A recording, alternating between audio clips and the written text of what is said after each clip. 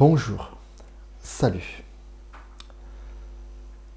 Je vous ai parlé des 3 fonctions cérébrales majeures qui différencient une personne avec autisme d'une personne sans autisme. Ce sont la cohérence centrale, la théorie de l'esprit et la troisième, c'est la perception. La perception peut être la plus importante. La perception, c'est quoi?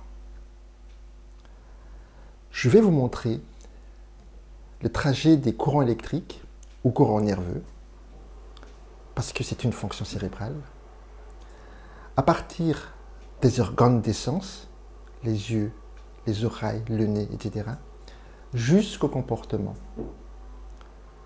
en sachant que dans cette fonction cérébrale, les personnes avec autisme et les personnes sans autisme n'utilisent pas les mêmes réseaux. Vous allez comprendre. Le point de départ, ce sont des stimuli extérieurs qui viennent donc de l'extérieur, le son ou bruit, ou tout ce qui peut être entendu, la lumière, ou tout ce qui peut être visible, les parfums, ou tout ce qui peut être senti par le nez, les caresses, ou tout ce qui peut toucher ou caresser notre peau, les aliments, ou tout ce qui peut être mangé ou goûté, bref, tout ce qui peut être capté par nos organes de sens. Ces stimuli vont être captés par les organes des sens, par l'intermédiaire des récepteurs. Les récepteurs se trouvent donc dans les organes de sens, les yeux, le nez, la bouche, les oreilles et la peau. Les fameux 5 sens.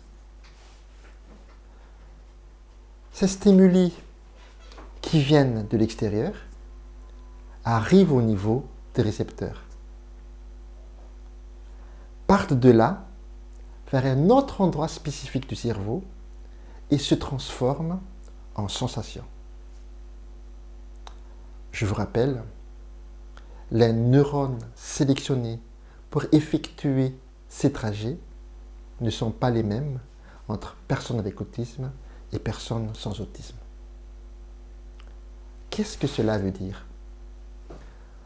Cela veut dire que personnes avec autisme et personnes sans autisme ne ressentent pas la même sensation, ne ressentent pas la même chose. Si nous prenons comme repère de normalité les personnes sans autisme, c'est normal, elles représentent 99% de la population, on va dire qu'elles ont une sensibilité normale.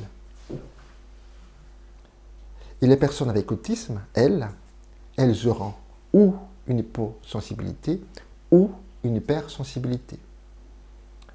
Par exemple, pour le toucher, simplement chaud pour les non-autistes et trop chaud pour les personnes avec autisme. Pour la vue, couleur seulement visible pour les non-autistes et couleur très ou trop intense pour les personnes avec autisme, etc. Et ce n'est pas fini. D'autres cellules nerveuses partent de là où il y avait les sensations pour aller vers un autre endroit du cerveau et transforment la sensation en perception. La perception, c'est l'interprétation de notre sensation. C'est notre interprétation de notre sensation. Par exemple, c'est agréable ou au contraire, c'est désagréable. C'est bien ou au contraire, c'est mal. C'est positif ou au contraire, c'est négatif. En d'autres termes, on peut résumer ainsi. Les sensations sont des données objectives, ne tenant en compte que les stimuli qui viennent de l'extérieur et les organes des sens. Tandis que les perceptions sont des données subjectives, c'est-à-dire dépendent de notre propre interprétation, en faisant intervenir nos expériences, nos vécus, nos croyances ou notre éducation. Et lorsque ces perceptions, données subjectives, sont d'une intensité forte, trop agréable ou trop désagréable par exemple, par l'intermédiaire d'autres réseaux neuronaux spécifiques, appelés cette fois-ci système nerveux sympathique, ces perceptions se transforment en émotions. Par exemple, la joie, la peur, ou bien la colère, etc. Les émotions sont donc des conséquences immédiates, spontanées, automatiques de la perception de forte intensité, de courte durée, de quelques minutes à quelques jours.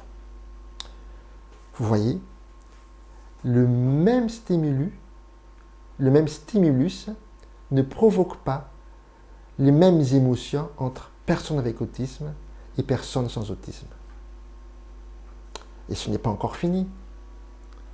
Ces perceptions ou ces émotions, par l'intermédiaire d'autres cellules nerveuses spécifiques, donc d'autres réseaux neuronaux, peuvent se transformer en sentiments. Le sentiment, c'est un mécanisme complexe. C'est le résultat d'une évaluation, d'un jugement, évaluation ou jugement, des perceptions et des émotions. Par exemple, confiance ou méfiance, amour ou haine, estime ou admiration, etc. Résultat d'une évaluation ou d'un jugement. Cela veut dire que nous évaluons, nous jugeons en permanence pour avoir des sentiments. Plus nous avons des sentiments, négatifs ou positifs, sur quelqu'un, plus nous l'avons jugé. Les sentiments, contrairement aux émotions, durent longtemps, peut même durer toute une vie. Vous voyez, le même stimulus ne provoque pas les mêmes sentiments entre personnes avec autisme et personnes sans autisme. Et enfin, la perception, les sensations, les émotions et les sentiments, par l'intermédiaire des réseaux spécifiques, se transforment en comportement. Quand on a une confiance en quelqu'un ou une méfiance en quelqu'un, on n'a pas le même comportement. Quand on est triste ou quand on est joyeux, on n'a pas le même comportement. Quand on entend un son agréable ou un son désagréable, on n'a pas le même comportement. Alors, concrètement, en quoi une personne avec autisme est différente d'une personne sans autisme? D'abord, dès la naissance, il y a déjà une incompréhension entre les différentes sensations. Hypersensibilité ou hyposensibilité. Et le bébé va grandir, va évoluer. Et le développement va se faire avec ces incompréhensions. Et rappelez-vous, les sensations sont les points de départ de tous les restes. Sensations d'abord, et les sensations se transforment en perceptions, puis les perceptions se transforment en émotions, puis les perceptions et émotions se transforment en sentiments, puis tout cela se transforme en comportement. Donc, sensations différentes, perceptions différentes. Perceptions différentes, émotions différentes. Émotions différentes, sentiments différents. Sentiments différents, comportements différents. Donc, je vous laisse imaginer les gigantesques incompréhensions. Je vais juste vous citer quelques conséquences possibles chez les personnes avec autisme, à l'adolescence ou à l'âge adulte, de ces incompréhensions, ou même pendant l'enfance. D'abord, une recherche d'immuabilité, un besoin d'immuabilité pour éviter des mauvaises expériences à répétition. Puis, une forte intolérance au changement, des intérêts restreints, des idées en boucle, souvent en rapport avec des événements passés, des expériences personnelles, des idées en boucle,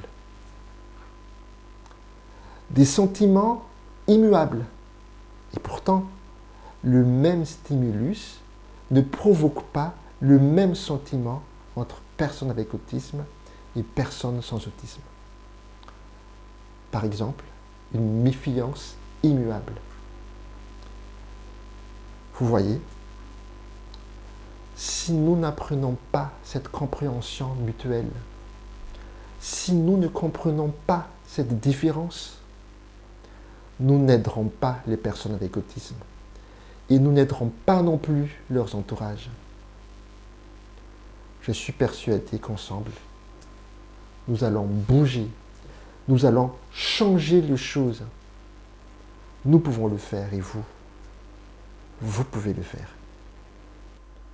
À bientôt.